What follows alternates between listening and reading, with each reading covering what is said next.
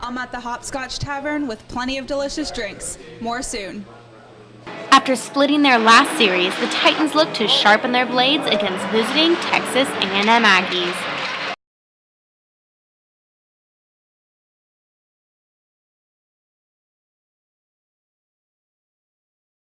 Live on OC News, an incredible tale of survival. A man lost in the forest survives for 19 days. We'll have that story.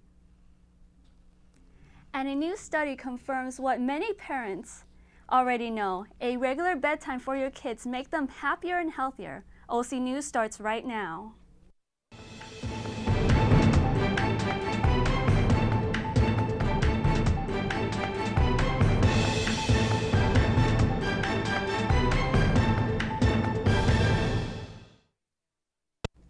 Hello and welcome to OC News. I'm Sarah Giroux.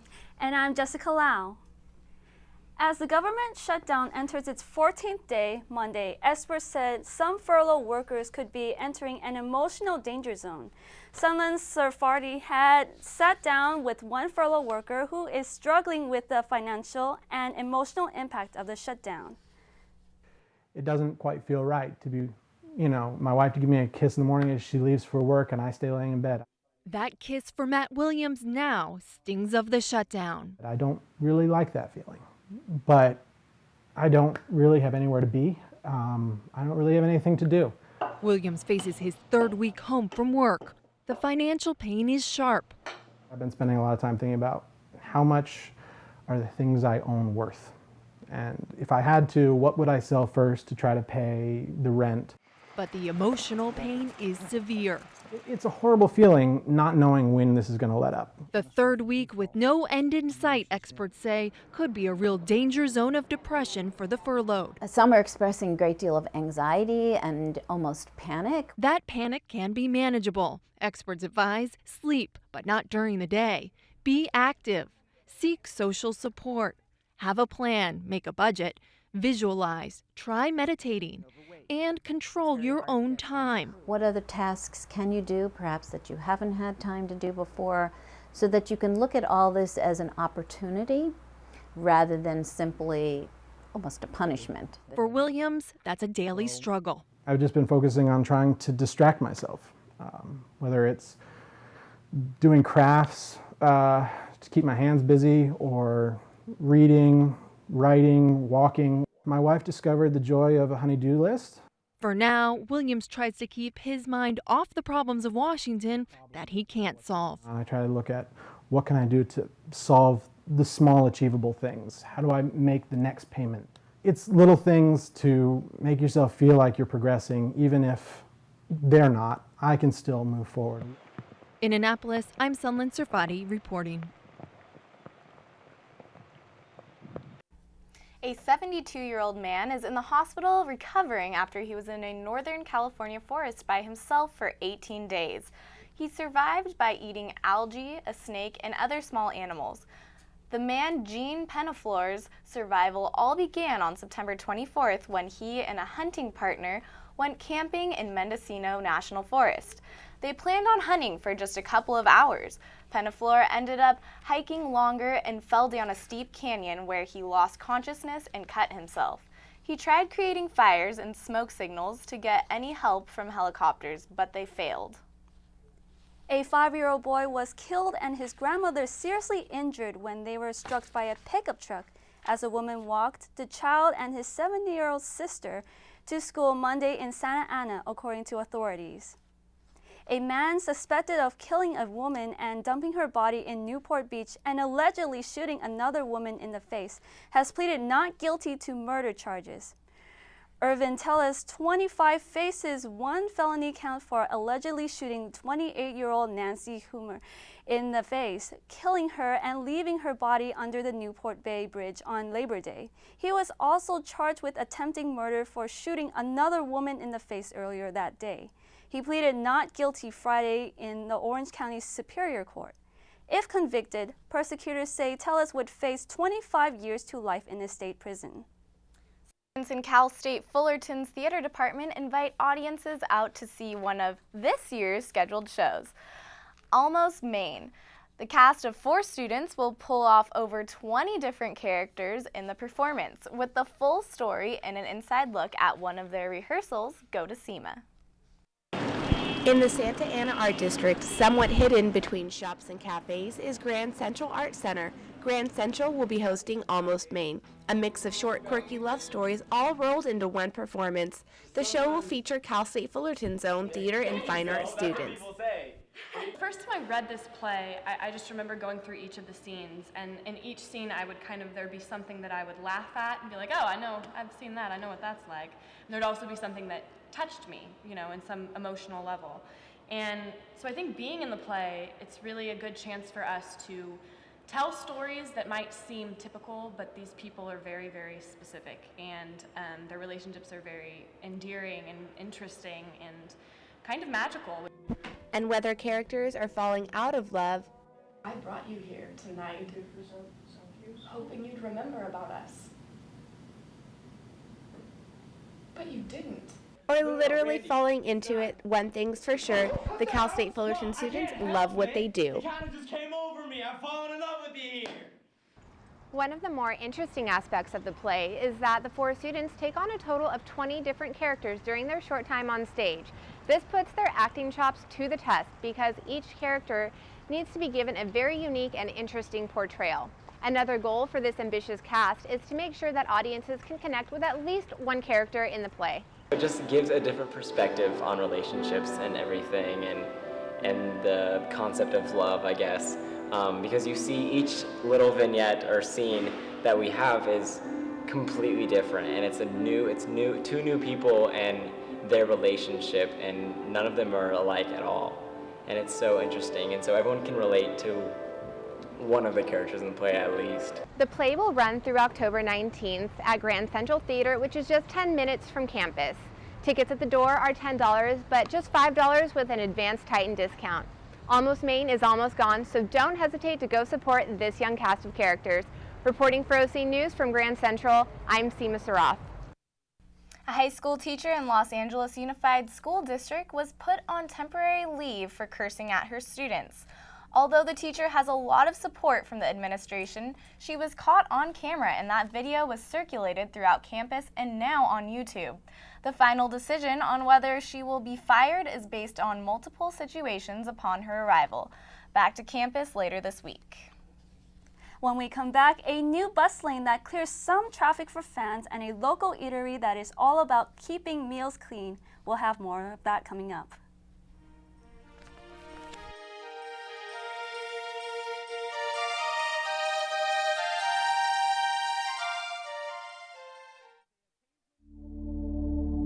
It's in the way we work and the way we compete.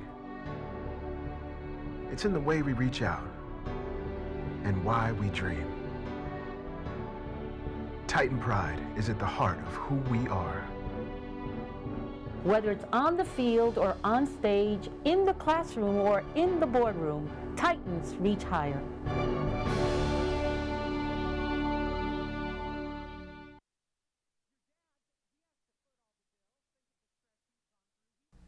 In response to the mad traffic the Dodgers game is bringing downtown Los Angeles, the Los Angeles Police Department has opened up the bus lane for drivers if a car is filled with 4 more people. This should help traffic as over 47,000 people try to pack themselves into Chavez Ravine before the Dodgers game. Chances are, if you have kids, you've had trouble getting them to bed. They may want to be like grown-ups and stay up late, but now doctors are finding that having a set bedtime can make a difference, especially when little ones get older. Here's Holly Furfer with today's Health Minute. It may not be the easiest thing to get your child to do, but scientists are finding that putting your little one to bed at a set time can help their attitude both at home and at school.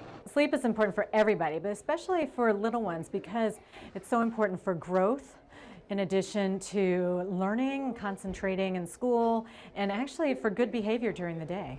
A recent study in the journal Pediatrics found that children who went to bed at irregular times were more likely to have behavioral problems by the time they reached elementary school. Researchers looked at data from more than 10,000 children and their sleeping behaviors at ages 3, 5, and 7.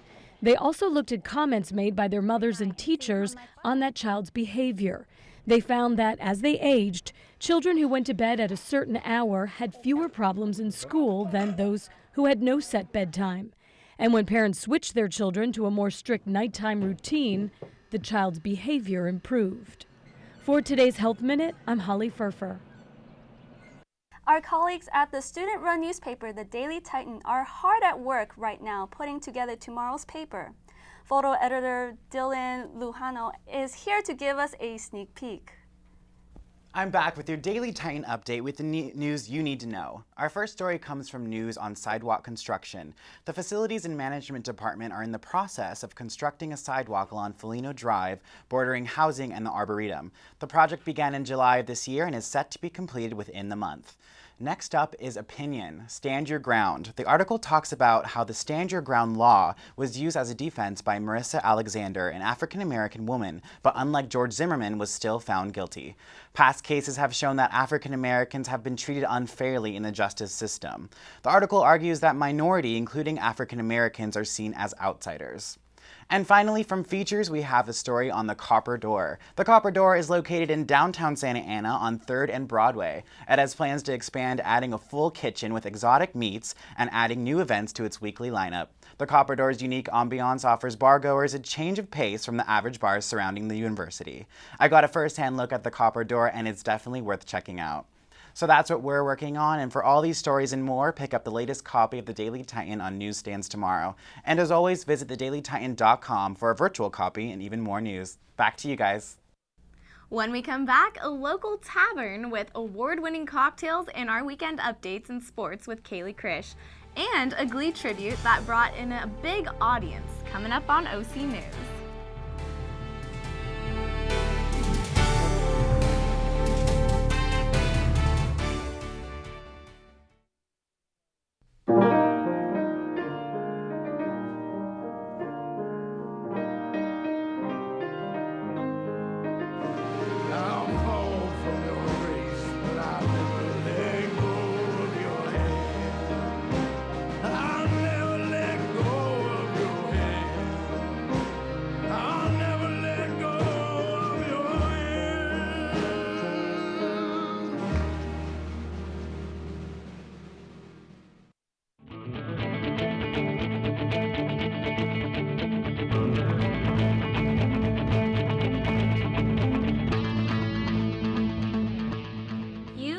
Watching Titan TV.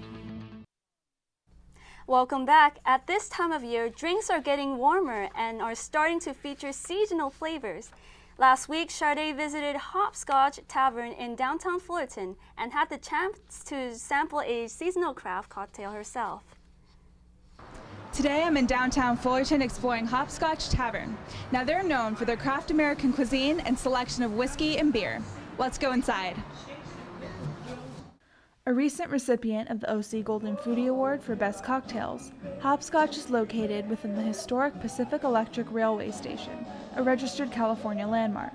But while they may be known for their drinks, Hopscotch's goal is about redefining tavern food and creating dishes that #doesn't suck. We change the menu now 4 or 5 times and keep changing with the times. Every time something new comes in, every produce, everything we get our hands on, we like to utilize as fast as possible.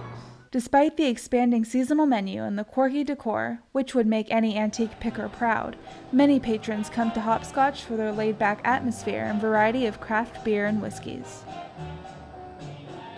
It's pretty chill, nice relaxing environment, good beer. The beer menu changes daily.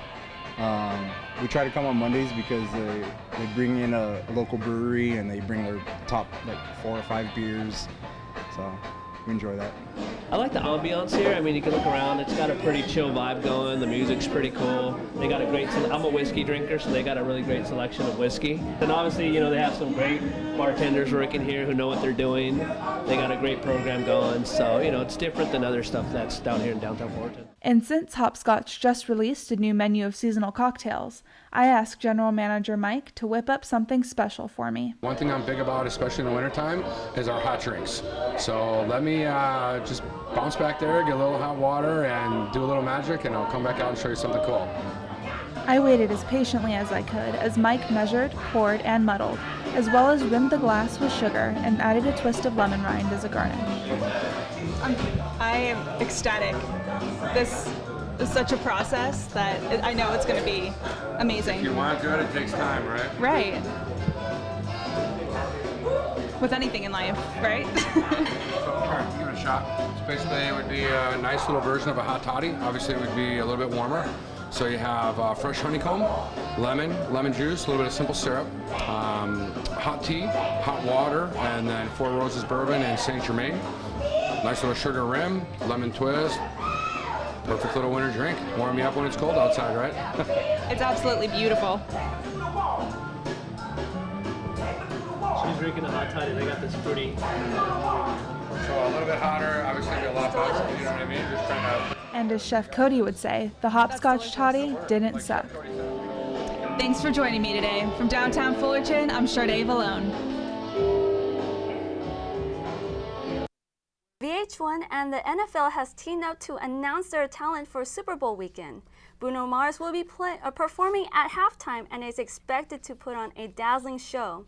Taking advantage of MetLife Stadium's proximity to the city, the NFL would have a Super Bowl Eve concert with artists speculated to be Katy Perry, Miley Cyrus, Justin Timberlake, Drake, and Robin Thicke. Let's take a look at how our Dodgers are doing facing off against the St. Louis Cardinals. Here's Kaylee Krish with our sports update. Good afternoon, everyone. Let's get right into it.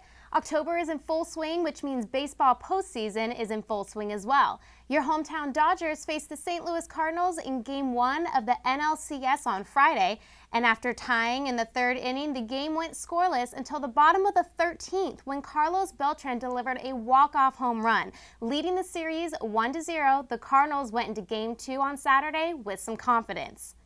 The game remained scoreless until the Cards got up to bat in the bottom of the 5th. After David Freese doubles on a line drive, John Jay gives up the sacrifice pop fly to bring Freese in to score.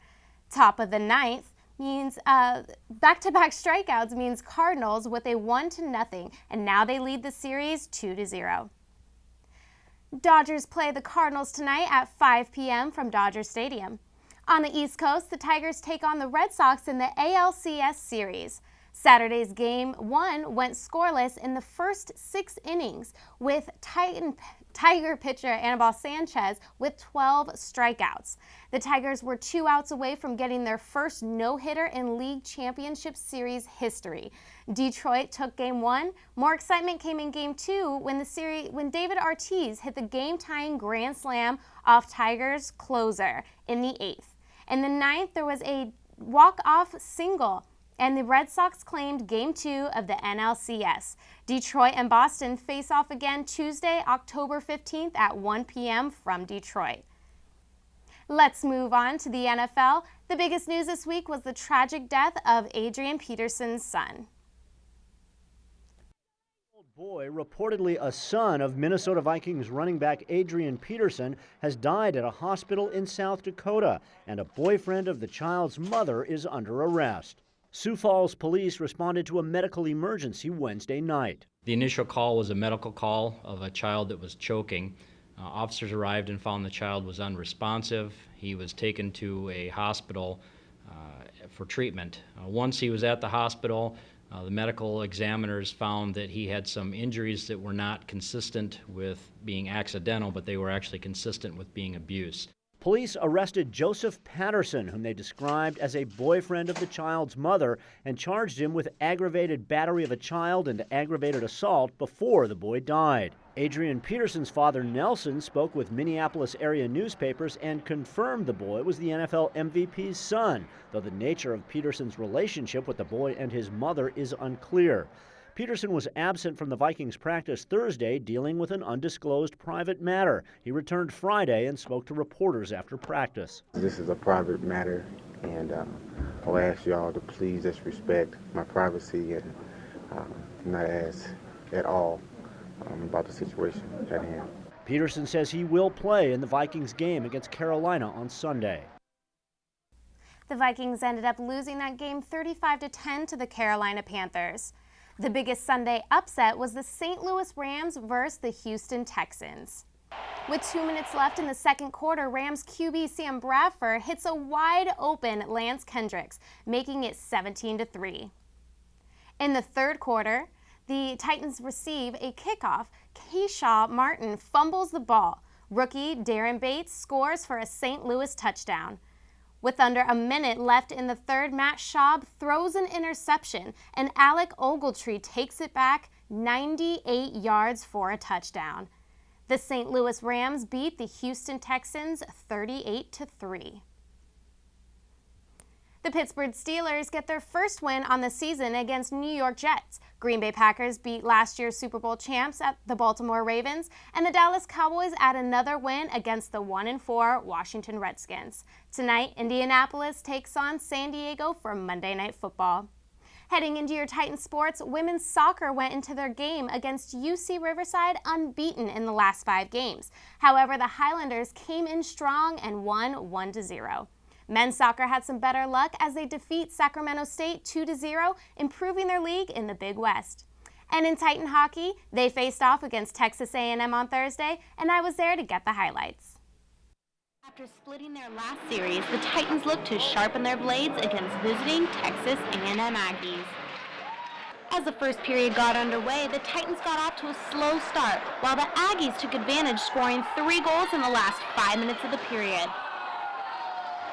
First goal by Hayden Pritchard on the left corner, the second scored by Brett Young, and the third scored by Chris Turner, snucking right past the goalie. A rough start for Cal State Fullerton. With the first period behind them, the Titans wasted no time getting on the board with a goal from number 11, Alex Insulo, 13 seconds into the second period. Titan forward Taylor Castle cut the lead 2 minutes later, and it looked as if they killed off the Texas power play, but the Aggies scored with 1 second left in their one-man advantage. But the Titans fought back as number 12, Sean Salagumba, chips away to keep the game within 1. The Aggies weren't okay with a 1-score lead, so they end the second 5-3. Coming back in the third and ready for battle, Titans forward Taylor Castle gets his second goal on the night, making it 5-4. Titans tried to catch up, but they just couldn't make it happen and fell to Texas A&M 7-4. And that's the end of the game. Titans are now 4-3 on the season. Taylor Castle and assistant coach Chris Houlihan talk about how they played. During the first period, they came out pretty fast, hitting pretty hard, and we kind of played a little bit of catch-up. They jumped ahead on the shot board and got a few shots on us, but once we settled down, well, we didn't really settle down until the second, but once we got in the second, we started chipping away back at it, and we just got unlucky with calls tonight. We couldn't catch a break with the referee, but other than the first period, I think we had a pretty solid game. We really didn't execute what we wanted in the first, and we came out right away and kind of played how we wanted to play from the start in the second, so we were kind of playing behind all night, but we were pretty confident. I mean, we wanted to stay out of the penalty box. 5-on-5, we were beating them all game. We kind of lost the game in special teams on the power play penalty kill. The Titans' next home game will be against Chapman on October 26th at East West Ice Palace. And that's going to do it for me. I will send it back to you guys. And in entertainment, the buzz is about this one episode being talked about all weekend. Thursday night's Glee episode touched the hearts of millions of fans and audience members in its tribute to former cast member Corey Monteith. This one episode drew in an audience of 7.4 million viewers, according to numbers from Nielsen. Thursday night's episode featured performance in honor of him, such as Leah Michelle's Make You Feel My Love. Monteith died in July from drug and alcohol abuse. Netflix, the popular online video service, could soon be available through your cable box. The Wall Street Journal reports that the company is in talks with several U.S. cable providers, including Comcast, to offer its service through an app on their set-top boxes. Currently, customers who want to stream Netflix on their TVs need a special device. That's going to do it for us here at OC News. I'm Sarah Giroux. And I'm Jessica Lau. We'll see you on the next edition of OC News.